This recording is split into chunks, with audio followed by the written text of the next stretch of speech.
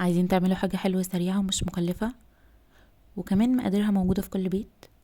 وبما اننا في الشتاء، ده موسم البرتقان، فتعالى اقول لكم ممكن نعمل ايه بالبرتقان حلو جدا وسريع وطعمه هيعجبكم ان شاء الله. لو انتي اول مرة تشوفيني، ياريت تعملي اشتراك في القناة، ولو عجبك الفيديو ما تنسيش تعملي لايك وشير. يلا بينا نبدأ. اول حاجة هنجيب حلة وهنحط فيها كوبايتين كبار من اللبن، 3 معالق كبار من النشا. كل كوباية لبن بتاخد معلقة ونص من النشا.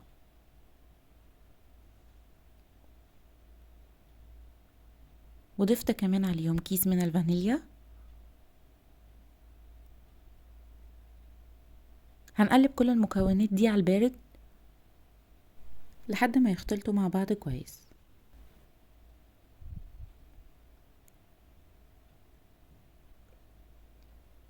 بعد كده هفتح عليهم النار وافضل اقلب بقى كويس قوي لحد ما النشا واللبن يربطوا كده مع بعض وقوامهم يتقل شوية. هنا بقى اختياري، ممكن تضيفي معلقة كبيرة من القشطة، بتخلي الطعم غني كده ولذيذ. وممكن كمان تضيفي السكر براحتك، بس انا ما ضفتش سكر في الطبقة دي عشان هضيف في الطبقة التانية.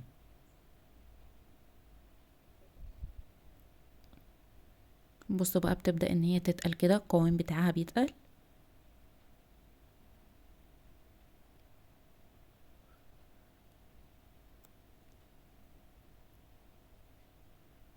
تمام، هي كده خلاص جهزت معايا. هطفي بقى عليها وابدأ ان انا اصبها في الكوباية.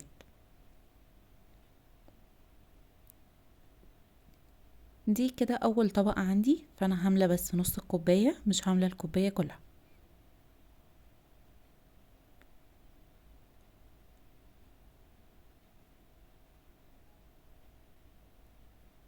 نجهز بقى الطبقة التانية. استخدمت في الطبقة دي كوبايتين كبار من عصير البرتقال.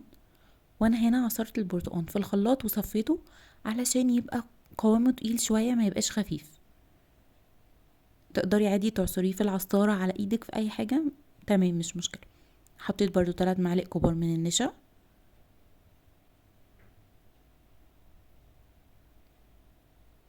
وهنا بقى ضفت السكر، حطيت 4 معالق كبار من السكر. السكر حسب الرغبة، براحتك، عايزة تقللي او تزودي زي ما تحبي. هنقلب برضو كل المكونات كويس مع بعض على البارد قبل ما افتح النار.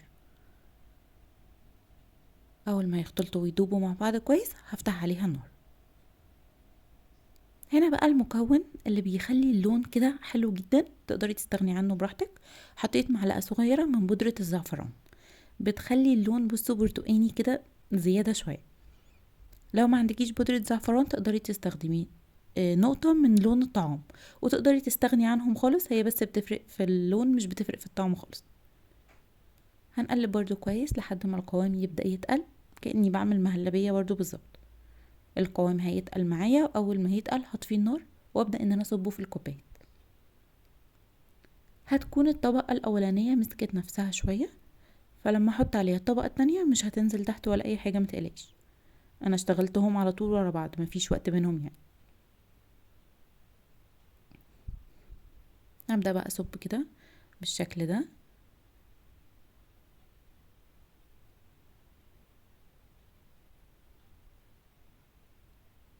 تقدر يبقى انتي تزينيها زي ما تحبي، جوز هند، زبيب، مكسرات، عادي جدا براحتك. انا بصراحة بالنسبة لي كانت حلوة كده وبحبها كده من غير اي تزيين.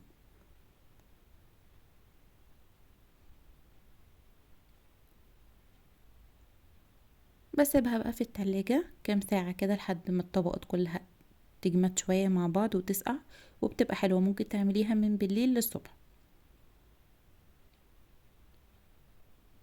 وصفة سهلة وسريعة ومكوناتها كلها بسيطة وموجودة في البيت. اتمنى ان انتوا تجربوها وتعجبكم. ده كده بعد ما طلعتها من التلاجة تاني يوم، انا كنت عاملاها من بالليل للصبح.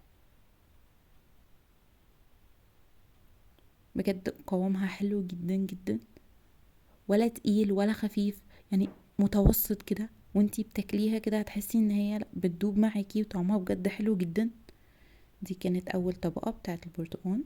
وبصوا الطبقة بقى اللي من تحت، بجد وصفة سهلة ولذيذة. اتمنى ان انتوا تجربوها وتعجبكم، وهستنى رأيكم في الكومنتس.